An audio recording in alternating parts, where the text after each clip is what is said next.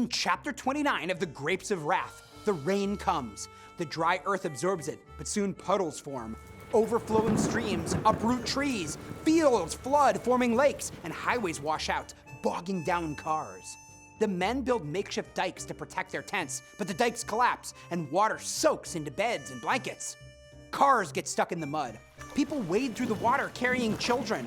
The migrants try to find relief from the government, but they don't qualify because they haven't lived in California for a year.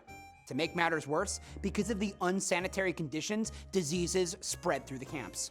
The migrants know there will be no work for at least 3 months and begin to beg for food. The pity of the townspeople for the migrants changes to anger and then to fear. The police swear in deputies and try to control the starving people.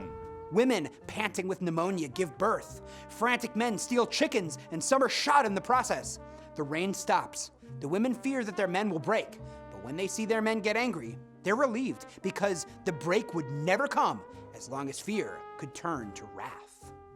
In the penultimate chapter of The Grapes of Wrath, Steinbeck returns to the theme of anger being used as a weapon against oppression, saying a hopeless anger began to smolder in the migrants. Or when the migrants huddle in sheds, lying in wet hay, fear breeds anger.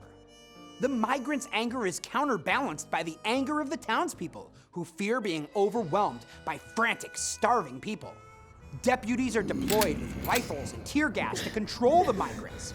And after a rabble of migrants is suppressed, the townspeople likely take solace in the comfort of their homes. But the migrants have nothing to give them solace. And when the rains stop, they're still hungry and have no work. The migrant women fear that this desperate situation will break their men.